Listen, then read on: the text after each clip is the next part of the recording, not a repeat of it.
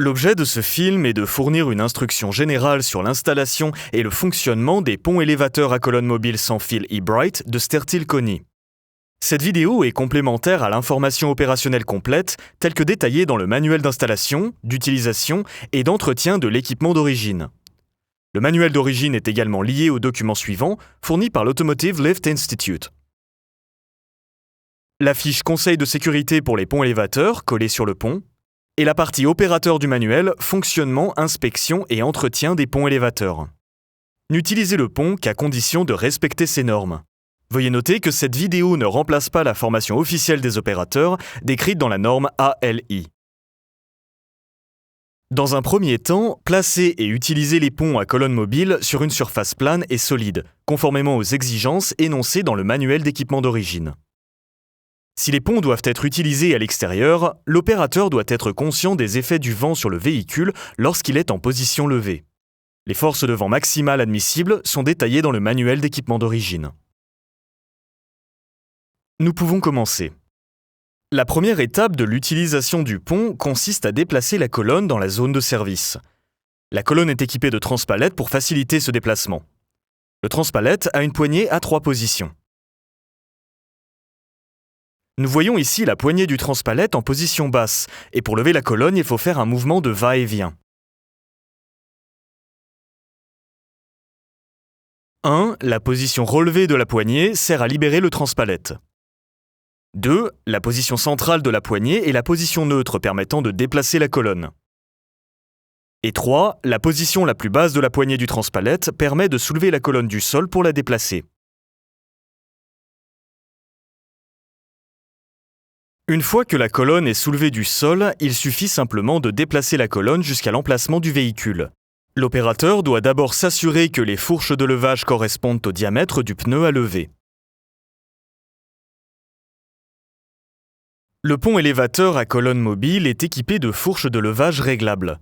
Le réglage des fourches permet de s'adapter au diamètre du pneu.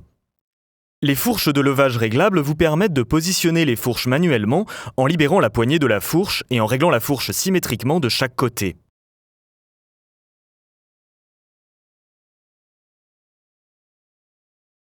Une fois la fourche correctement positionnée, elle s'alignera précisément au milieu du pneu. Assurez-vous que la fourche de levage est bien alignée et en contact complet avec le pneu. Il est préférable que les pneus de l'essieu directeur soient droits lorsque le véhicule est conduit dans l'aire de service. Une fois la colonne fermement positionnée au niveau du pneu, relâchez le transpalette en levant la poignée à la position supérieure. Cela abaissera la colonne au sol. Répétez ces étapes avec toutes les colonnes du jeu. Une fois toutes les colonnes du jeu correctement positionnées, les colonnes peuvent être mises sous tension. Chaque colonne possède un interrupteur principal. Localisez l'interrupteur principal et faites-le tourner dans le sens horaire de off à on. Une fois le contrôle d'autodiagnostic terminé, la colonne est prête pour la mise en place et initialisée pour le fonctionnement.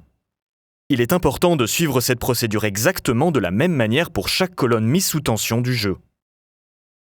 Une fois qu'une colonne est mise sous tension et que l'autodiagnostic a été effectué, le menu à l'écran invite l'opérateur à identifier ou à initialiser les colonnes qui doivent être reliées en un jeu unique opérant ensemble. Maintenant que toutes les colonnes sont sous tension et prêtes à être identifiées, placez la clé d'identification devant le symbole sans fil de chaque colonne. La colonne reconnaîtra qu'elle a été identifiée par un bip unique et invitera l'opérateur à passer à la colonne suivante ou à utiliser la clé d'identification pour terminer le regroupement des colonnes et le processus de démarrage. Chaque colonne du jeu doit être identifiée afin que les colonnes puissent toutes être regroupées. Une fois que toutes les colonnes ont été identifiées, il est temps de commencer à regrouper les colonnes identifiées. Pour grouper les colonnes, placez l'identifiant à côté du symbole sans fil une deuxième fois sur n'importe quelle colonne identifiée. Le système de contrôle de cette colonne émettra 2 bips sonores indiquant le début de la procédure de regroupement. Après quelques secondes, le système de contrôle regroupe toutes les colonnes identifiées en un jeu opérationnel. Une fois les colonnes regroupées dans un ensemble opérationnel, la colonne qui a émis le double bip affichera le nombre de colonnes regroupées. L'opérateur devra confirmer en appuyant sur le bouton avec la coche sur le système de contrôle, confirmant que le nombre de colonnes regroupées correspond à celle identifiée. Il est de la responsabilité de l'opérateur de s'assurer que le nombre de colonnes de l'ensemble correspond au nombre affiché à l'écran. Avec les ponts à colonnes mobiles Stertil-Kony, l'utilisation des colonnes est facilement accessible depuis n'importe quel boîtier de commande du jeu. À partir de n'importe quel boîtier de commande, vous pourrez faire fonctionner l'ensemble en mode simple, en mode pair ou l'ensemble des colonnes. Pour lever l'ensemble, appuyez sur le bouton avec la flèche pointant vers le haut sur n'importe quel boîtier de commande. Il est important de s'assurer que le témoin lumineux est allumé pour toutes les opérations. À une hauteur d'environ 30 cm du sol, il est indispensable que l'opérateur arrête le levage en relâchant le bouton et effectue une inspection visuelle. Faites le tour du véhicule afin de vous assurer que la situation de levage est stable et sûre.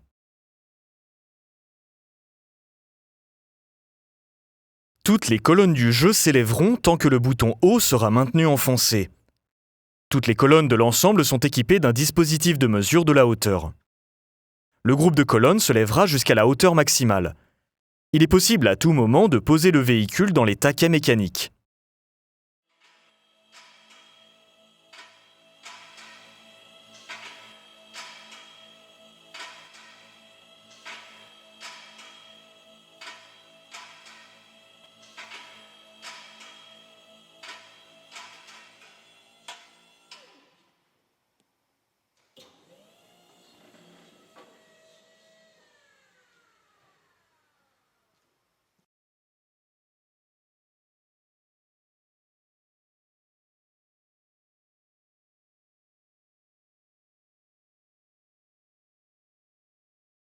Le système de contrôle comprend également une fonction permettant d'augmenter la vitesse de levage ou de réduire la vitesse de descente des colonnes de l'ensemble. Cette vitesse d'opération accrue ou réduite affecte toutes les colonnes du groupe, les colonnes jumelées et les opérations simples. Une icône de vitesse indiquée par un pourcentage est affichée sur le menu à l'écran. Pour un levage rapide ou une descente lente, appuyez sur cette icône et vous pourrez ajuster la vitesse par incrément de 10%.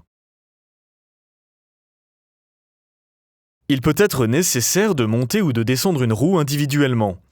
Cette opération peut être effectuée à partir de n'importe quel boîtier de commande de l'ensemble. Appuyez sur l'icône de sélection sur le menu à l'écran d'une colonne jusqu'à ce que le bouton Single s'allume pour simple.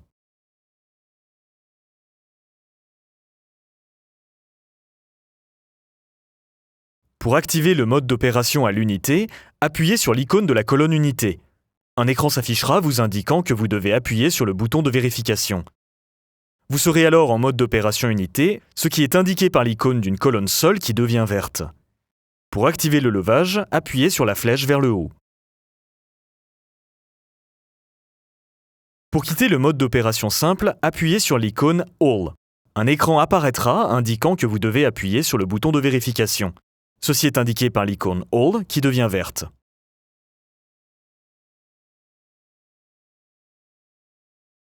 Il peut être nécessaire de lever ou d'abaisser un essieu individuel ou l'extrémité entière d'un véhicule. Il est possible de regrouper deux colonnes de l'ensemble en une paire. Il est essentiel que les colonnes d'un ensemble jumelé désigné soient sur le même essieu et pas deux essieux différents.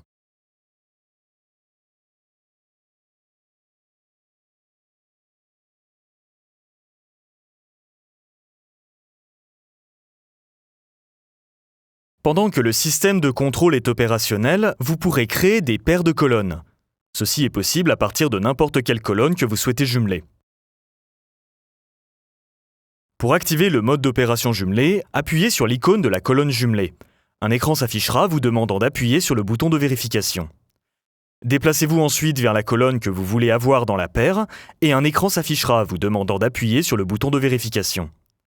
Le mode jumelé est indiqué par l'icône de la colonne jumelée devenant verte.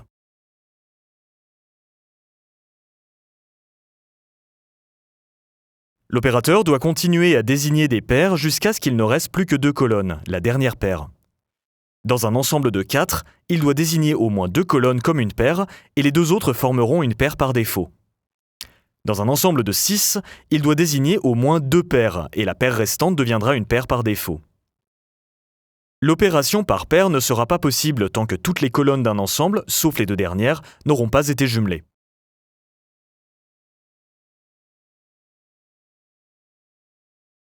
Pour toute opération où les colonnes du groupe ne sont pas sélectionnées, une alarme sonore retentira lorsque les colonnes montent ou descendent.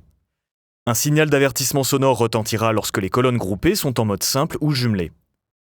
Veuillez vous référer au manuel pour plus d'informations. Revenez toujours au mode All après une opération jumelée en appuyant sur l'icône All sur le menu à l'écran. Pour descendre, l'opérateur appuie sur le bouton avec la flèche vers le bas. Les colonnes s'abaisseront toutes dans une position de blocage mécanique sur la première position de la crémaillère de verrouillage. Si l'opérateur ne souhaite pas abaisser les colonnes dans les verrous, mais descendre le véhicule à une certaine hauteur en dessous de la première position de blocage disponible, il devra d'abord débloquer les verrous mécaniques.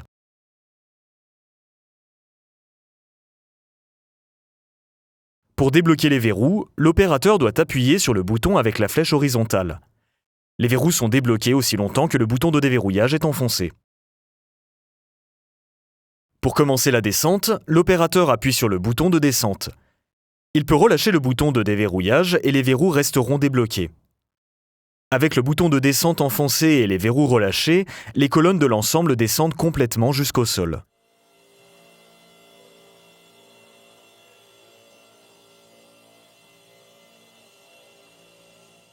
Maintenant que nous avons terminé le levage et la descente, nous devons retirer les colonnes du véhicule.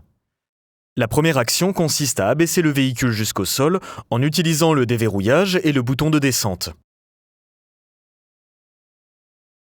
Une fois les colonnes complètement descendues et les pneus au sol, l'opérateur doit soulever la colonne à l'aide du transpalette. Il est à noter qu'une fois le transpalette sorti, le circuit de communication entre les colonnes est déconnecté et un redémarrage complet doit être initié si l'opérateur souhaite lever à nouveau les colonnes.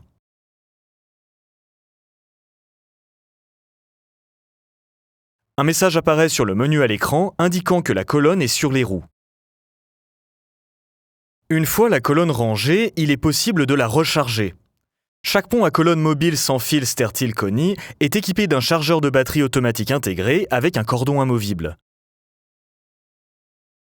Pour recharger la colonne, branchez le câble dans la prise située à l'avant de l'armoire et dans une prise murale standard de 110 ou 220 volts selon votre région. Le chargeur rechargera les batteries au besoin. La quantité et la fréquence de recharge des batteries dépendront de l'utilisation.